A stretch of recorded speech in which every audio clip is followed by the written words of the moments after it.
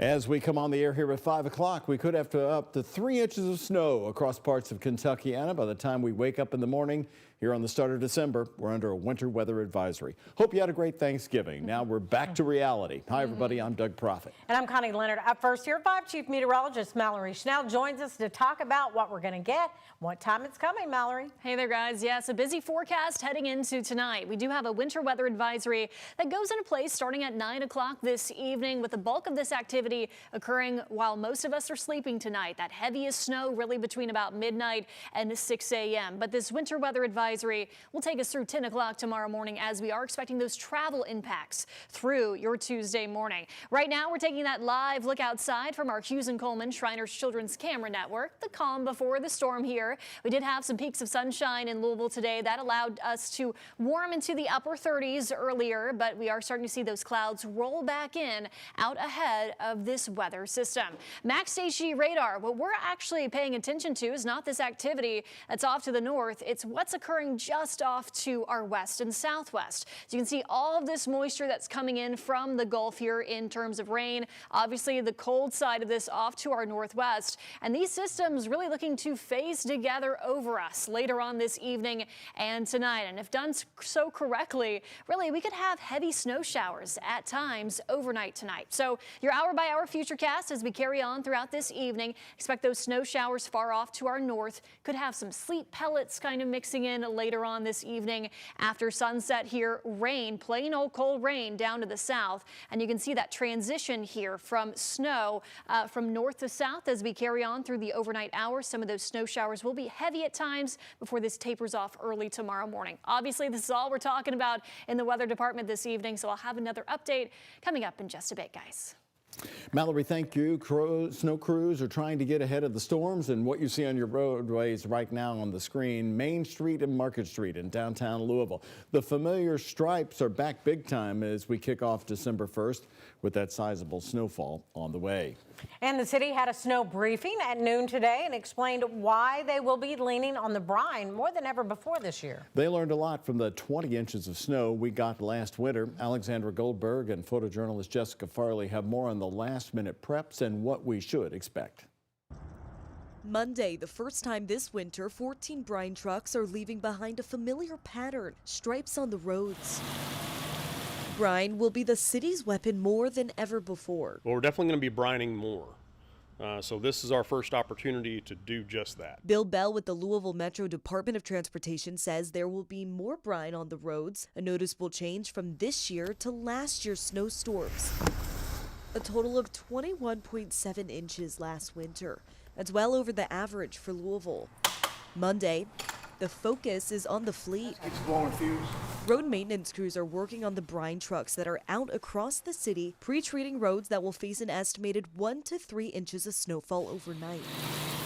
Crews have been out since 9 a.m. and more are on standby if salt and plows are needed. Bell says the brine should be enough. It's going to be around 30 degrees overnight, so we feel pretty good about just doing the brine without any additives. Across the river in southern Indiana, Sydney Neerman with the Indiana Department of Transportation says brine pre-treating is also underway. We are pre-treating district-wide, so on all 148 routes that we maintain during a winter weather event. Adding crews are on a full call-out beginning Monday night. Each year we go through our processes where we prepare our trucks, prepare our drivers ahead of the winter weather.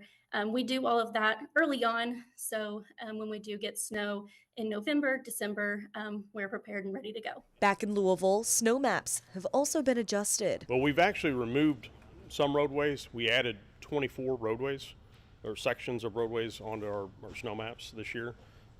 So I think we're going to be more efficient. Bell says some smaller roads like dead ends were removed, and other roads like ones with more than a 5% slope were added onto the city's route for snow treatment. In Louisville, Alexandra Goldberg, WHAS11 on your side.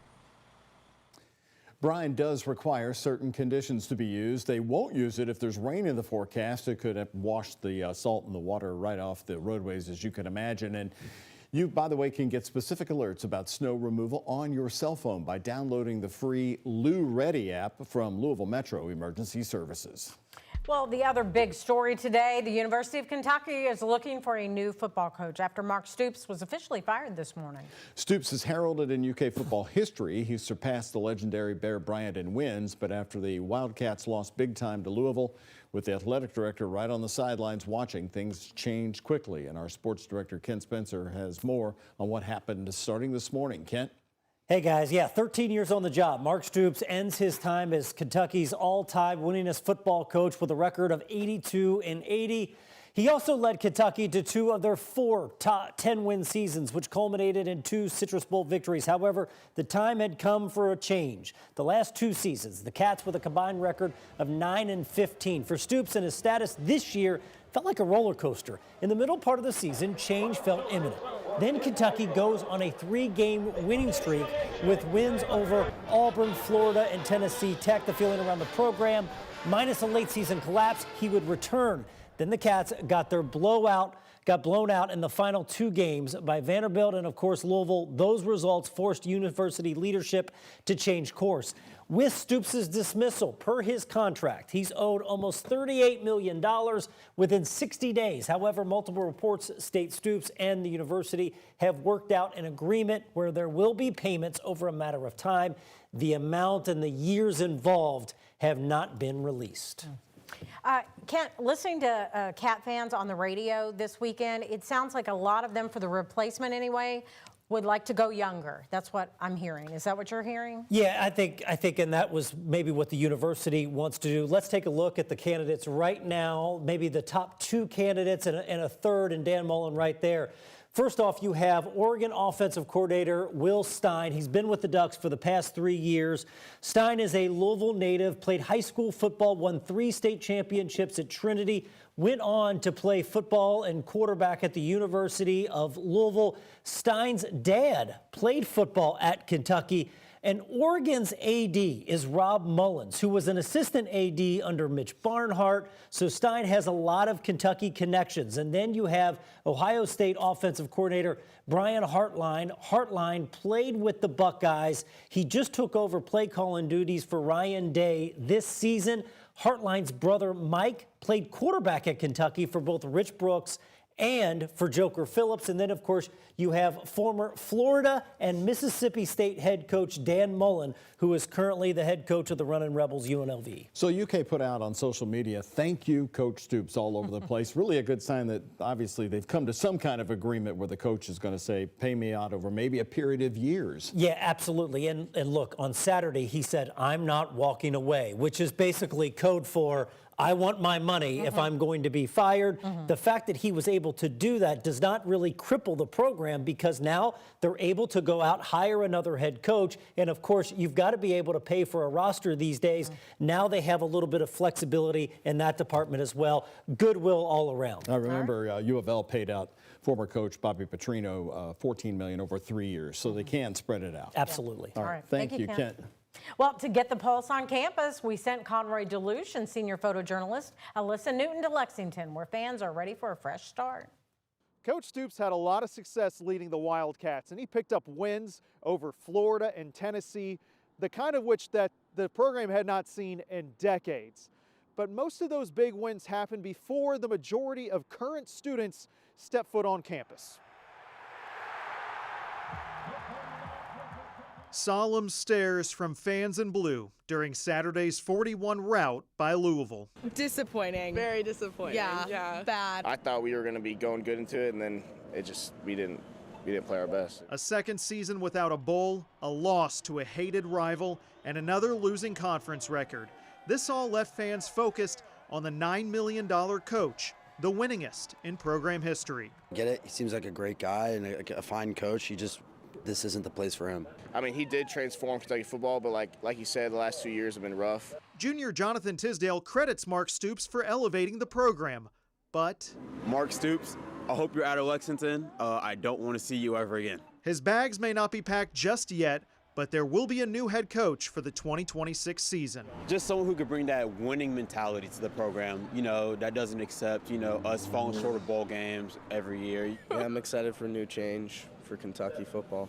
I don't know, the chemistry seemed a little off, so I want some more of that, like help them build like the team back together. Even UK students who are U of L fans I wear red to class, so I have no shame in that. are interested to see how a coaching change could shake things up. It came to a little bit of a surprise to me, but I think it was the best choice. Students hope whoever the choice is brings excitement back to Saturdays. So yeah, I think it's important, passionate about it, but I think we'd be even more excited if we started winning. Coaches may change, but in Lexington, there's one constant.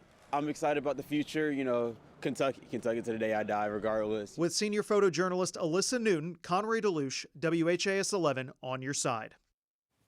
The comments from Lexington this afternoon. And stay with us. Join Kent and I tonight for our special on the UK football change. It's brand new, coming your way tonight. You can watch it exclusively on the free WHAS 11 Plus app, and it comes your way tonight at 9 p.m.